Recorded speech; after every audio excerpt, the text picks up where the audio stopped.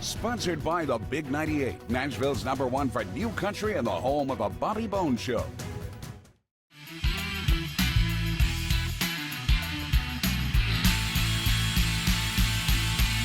You know, you've had such a storied career and still selling out shows everywhere you go with your tours.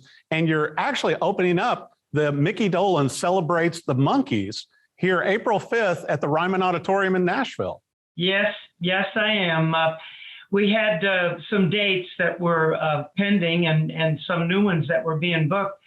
And then unfortunately, Nez, of course, passed away. And then I was approached by agents and managers and producers and people and saying, do you want to fill some of these dates? And I said, well, I'm not going to go out as the monkey, right. You know. So, but then the thought was to actually do a celebration, mm-hmm. You know, in honor of Nez, and of course also Peter and David. And we rented up the old flagpole and got some feedback from the industry and from fans, and everybody said, yeah, go for it. So it's going to be a real fun show, a lot of video, some stories, and of course all the hit songs.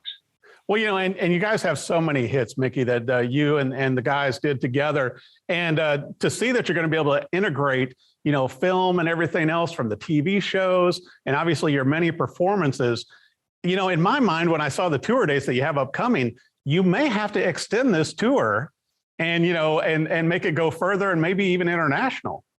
Well, we'll see, you know, supply and demand, I guess. If it does well, of course, the promoters, you know, the buyers, if they're interested, I'm certainly prepared to do it. And so we'll just see. I hope so. Well, you know, I want to bring this up also. You did such an incredible job with the album that you released last year also, where Micky Dolenz sings Nesmith. And what a great tribute also through that music and everything that you've done. Yeah, I must say it was very well received, the album. And then we did a couple of songs of Nez's. Well, we've always done Nez tunes, even if he wasn't part of the show. Right. Even way back in the 80s, you know, when David and Peter and I went out on that wonderful reunion tour. We always have done Nesmith tunes, and they've always been well received. And in my solo show, when I do just my own solo show, I've always done Nesmith tunes.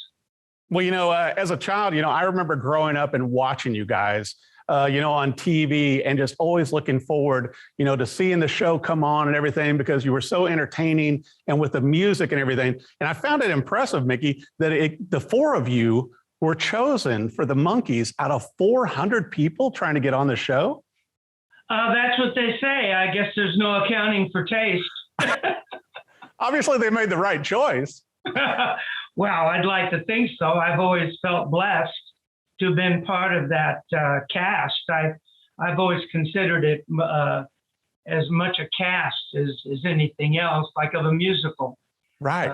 And like a musical theater thing. And yeah, I remember, I do remember going to the auditions, and it was a very long, extended audition process, much longer than a typical television series of the time, right. Because it involved music, and you had to be able to sing and play to even get into the auditions. My audition piece was Johnny Be Good by Chuck Berry. How can you do better than that with Chuck Berry, you know? Right.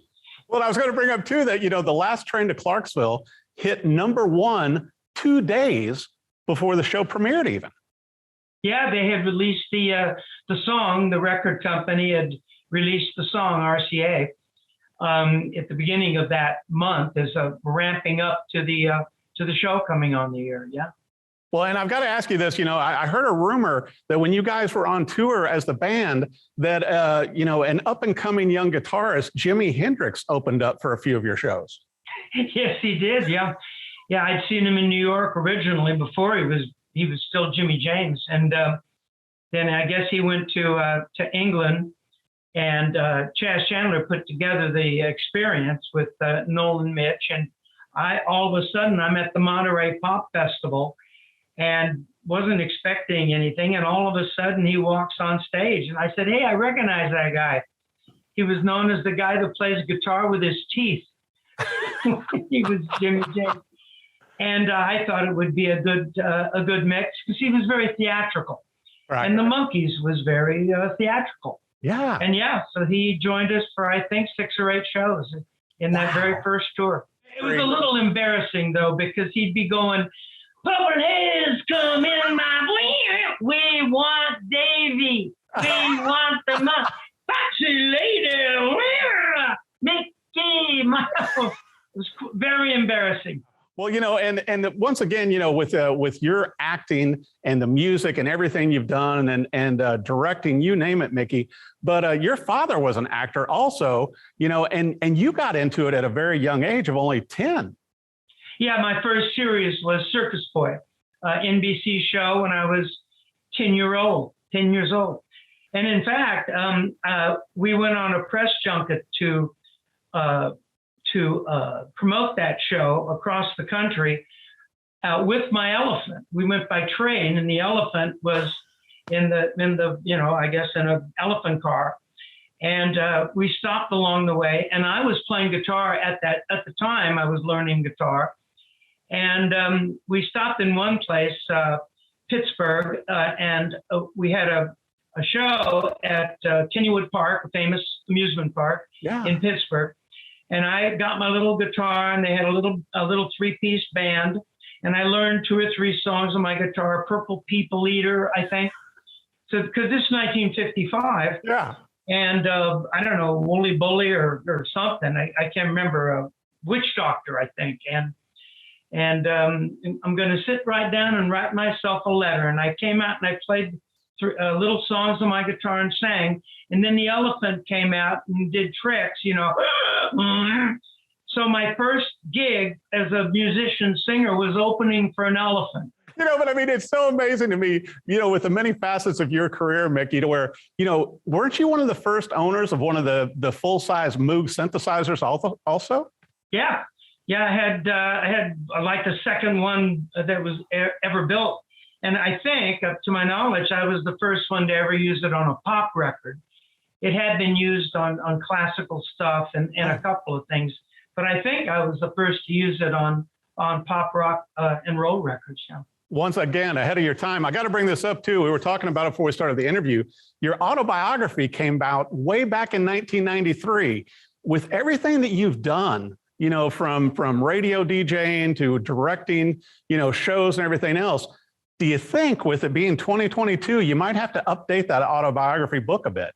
I thought about it, and it's been mentioned, and I've been asked by people, and I might do that. I am planning on coming out with a photo album book of a lot of photos that I took over the years, especially in the Monkee days and the '67 tour. So we're looking at that to come out with kind of a photo album book. But yes, it's under advisement.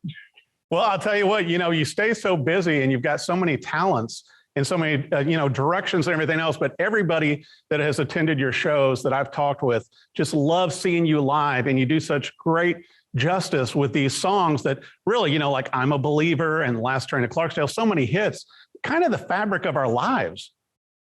Well, that music in that era, of course, really impacted a few generations.